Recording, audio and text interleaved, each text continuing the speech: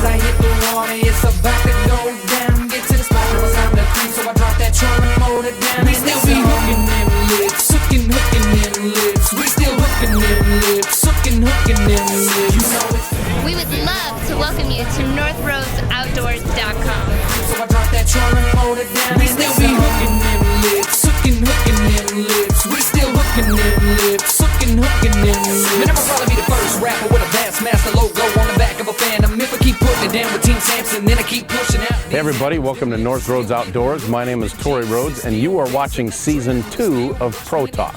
All right everybody, on this week's show, David Walker catches a few fish and he's going to make some observations on how to use that information to quickly develop a pattern.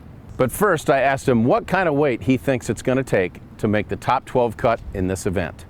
Well, you know, based on last year's weights is really what I'm going off of. If I'm not mistaken, it took like 62 pounds to win. But like I said, I finished like damn near last in this thing, and I had like 10 pounds a day. Caught lots of fish. So it's really tight. So if you catch 16 or 17, you're on the top end. If you catch 9 or 10, you're on the bottom end. So with that fish right there, you get 5 more of them, you're somewhere just above the middle.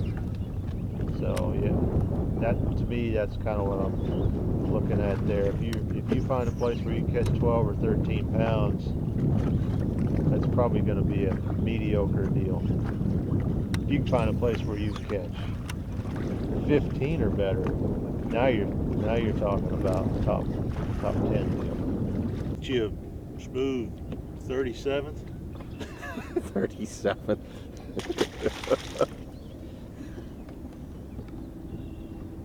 Well, that's good. We call it bass. Those other ones had me worried there.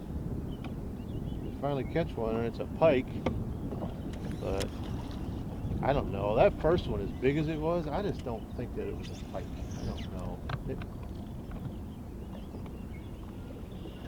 And one thing about it, both of them gave up. There's another one. I got another one on right now. Oh, you do? Yeah. Oh, you do? Uh-huh. That's a good spot. So we found one spot. Well, I know where I can go catch a couple fish at right there. Problem is, it's big enough to hold a few fish. It ain't big enough to hold winning fish. Because you can see it's just a little point right here. But we got more of them coming up. And if we can establish, maybe you catch a couple here and a couple at the next one, a couple at the next one, then you got something to work off of. Right now we got one little place where we can go catch a couple. We don't know for sure what the difference is, although this spot here is, you can see we got a little flow here because we got away from that big bay where the water was not moving, where we got a little closer to where there's some water movement. Maybe that's the key. That right there is sort of a unique little spot. It's that point that sticks out right there, and that current running through it. So I mean, it really should have a fish there all the time. Just ideal little place. Yeah, there's a couple more places that look similar to that. And like that one there had this duckweed, just like this one does, sort of trapped on top of the grass. I was throwing my frog across that, but I could see that that duckweed isn't hollow underneath it. It's laying on top of this stuff, so fish are probably unaware that frog's there at all. But or if they are, they're just not that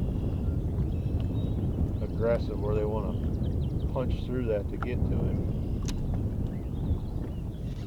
So we'll go in there and look for them. But you can see the way the grass is laid over here, that there's some current, there's some flow right here. The two places we've had where I've thrown in there and caught a fish and then go right back and make another cast are nearly identical. The way the spot sets up, it's a point that comes out, it's got that cover on it, and so you know, it shows that if you find more spots just like that, there's a really good chance you're going to get more bites in those exact same spots. Current and cover, clarity. They all had those three things in common. They had current by there, they had good watercolor, and they had that really heavy cover. So the next thing is determine if you need all three of those things, or if one of those factors is more important than the other. Like, do you just need that clear water, or do you just need the current, or do you just need that really heavy cover? And so that's when we try to narrow that down again. Bad news is none of those fish have been particularly large, so, but it's not a bad thing to know where you can go catch fish. Hey everybody, thanks for watching Pro Talk this week on North Rhoades Outdoors. Be sure to check us out on Facebook, northroadesoutdoors.com, and next week come on back where David Walker is going to talk to us specifically about schools of bass in the grass.